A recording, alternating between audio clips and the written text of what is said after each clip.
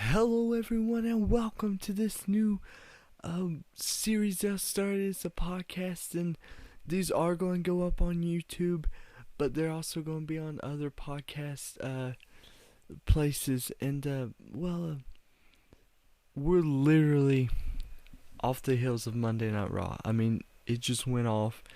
And first things first, Ryback actually getting some in-ring physicality with Punk. And was it worth the hype? I honestly think it was. As soon as Ryback's music hit, that place erupted, and it was crazy the reception that he got. And I honestly thought that the crowd was pretty great tonight. Like, they were very loud and you could hear them. But anyway, I honestly didn't know how the main event was going to work. I figured that Ryback would be out there sometime, but I didn't know when. And I was like the rest of the people, I was just waiting for it. But I honestly thought that Punk would hit the GTS on McMahon, but he didn't. Ryback came out and Cena threw Punk back in to the ring for the Ryback beatdown that we got. And love him or hate him, Ryback is getting this push right now. And is it good? Not many people are sure about it. You know, there's been ups and downs, positive and negatives. I think it's personally pretty good. Did it happen too fast? I kind of think it did. But then they need new superstars, and I just honestly figured that he would have a run with Miz and mid-card status like that, not go from jobbers to straight on main event after you beat Miz. But hey, you gotta make stars somehow, and hopefully we'll get more of this later on.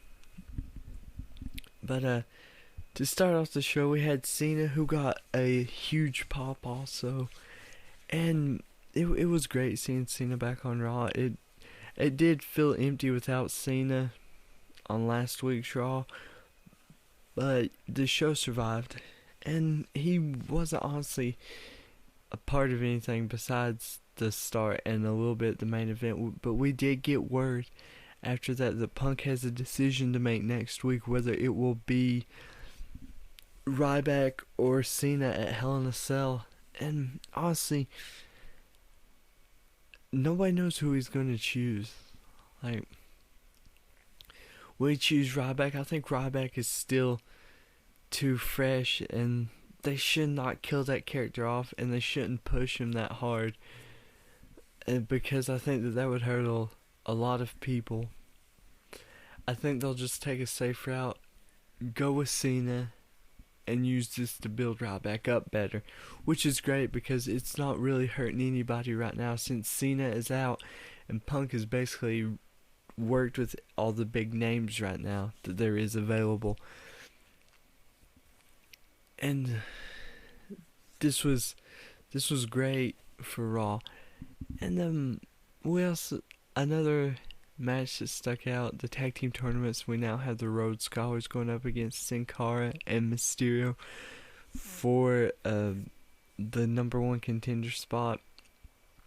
And I honestly see Rhodes Scholars winning it, because it'll be a heel tag team versus a face tag team for one, and plus they've built them up pretty good also, and I think it would be a good match. I think they're going to just keep Sin Cara and Mysterio versus Primetime Players at Hell in a Cell, which would also be a great match because I really enjoy the Primetime Players. But besides that, we had Sheamus versus Barrett with interference from Big Show and Tensai. And I guess this was basically a message sent by Big Show, and they just destroyed both guys. And Barrett and Sheamus were having a pretty good match, and I honestly thought that this is what Barrett needed. He didn't even wrestle on Raw last week.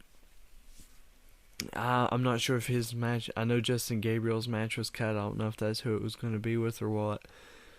But a lot of time constraints on last week, and backstage there was a bad mood feeling, if you will, towards like the whole Vince McMahon. He was giving off a bad vibe, everybody was saying. And one of the, I think it was writers or directors, one was actually lost their job tonight. And yeah, it was, I'm sorry, I just can't get over that Ryback. That was amazing, to say the least. I was glad that they finally gave him something besides a tease, and I honestly thought that was going to be a tease because he came so close to getting Punk, and that would have been like another week, you know. He came so close to getting Punk, and then next week he actually gets a little piece of Punk, and he got a clothesline, which was amazing. Like, that reaction was one of the loudest reactions of the year, I honestly thought, for Ryback. And people have gotten behind him.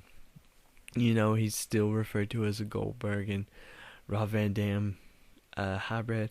But I don't see that's the case. Of course, he's got the streak, but you look at a lot of other guys who had a big build that had a streak. Sheamus had a streak not too long ago, and they mentioned it on TV. And I also believe he had one, a pretty good one, during his WWE debut, like on ECW and all that stuff. I think that ran a pretty good while also. But it looks like Ryback's here to stay for a while, which personally I don't think is a bad thing. But I wish that he would get the spear. I think that would be a great move for him. And of course that would just continue the Goldberg chants and everybody calling him a Goldberg ripoff. But hey, nobody's using it right now, so I say embrace it. It sure can't hurt, to say the least. And overall this show, I would give it a 3 out of 5. I mean, it was pretty good. The tag team match, Team Hell No versus Dolph Ziggler and Del Rio, that was a pretty good match. The ending was really good. And I did a little bit of channel surfing during that, I'm not gonna lie, because I pretty much knew that Team Hell No was gonna win, and I wanted to see that ending. But they need to really push Ziggler hard, especially if they're planning on him cashing in at Hell in a Cell. If he does, or if he don't, nobody's sure yet. There's sure's been a lot of rumors and speculation saying that him and Big Show might form a faction and become the Show Stealers, which is a pretty good name and idea, if you will. We definitely know that he's going to cash in on World Heavyweight Champion. I'm pretty sure that the WWE title and Ziggler aren't even in the same category right now, but I'm trying to think of everything that happened. I usually do these reviews. I do my YouTube video reviews a day after. That way everything sinks in. And this is the first time that I've done one right after Raw, so please bear with me. And we had the Divas match also. And they're continuing that storyline, and I don't mean to bash it. I know everybody bashes, but there really needs to be just a take-home match. Like Natalya and Beth Phoenix had one on SmackDown like a few weeks back, and there was hope that maybe the Divas division was going to become more than a joke, but as of now, I don't think that that's the case. I definitely think that they need better matches, and just need to be taken serious. And I like Eve. I think she's going to be like the main diva for this period in time. And Kelly had took that spot for a while. And now that she's gone, I think that Eve will take it. And it was between Kelly and Eve. I mean, they've been pretty close with it. And I like the Miz on Larry King. I had no idea that Larry King was even going to be on Raw, so that was a cool surprise. And Kofi coming out was also pretty cool too. And I guess it kind of broke up R-Truth and Kofi Kingston. I'm not sure, because R-Truth and Bros Clay were going to have a match, but they decided to have a dance-off instead. And Kofi came out after the Miz, which I think would be a good rivalry and a good intercontinental title match picture for a while. I think it really would. And how we even got to the main event was, I know I completely sidetracked there, but after the Brodus and R-Truth dance, and Vince McMahon came out and started talking, and it honestly wasn't even, I think, 5 minutes into it, and Punk came out, and Punk was talking, Vince was talking back, and then Punk slapped him in the face and said that was for all the slaps in the face that he gave him through the years. And Vince made the main event. And the best part of Raw, I honestly thought, was there were two parts. Funny wise, not like Ryback making me jump out of my seat, but whenever Vince McMahon made JR do his like old sayings, and the my God, and the Stone Cold, Stone Cold, Stone Cold, and all that stuff backstage, that was pretty funny. But whenever Daniel Bryan called Kane's mask, it said it looked like somebody threw a Fruit Loop on his face. That was hilarious, and that crowd busted for that too. And there was great crowd responses and everything tonight, and I thought that was really good. And like I said, I would give this Raw a 3 out of 5, and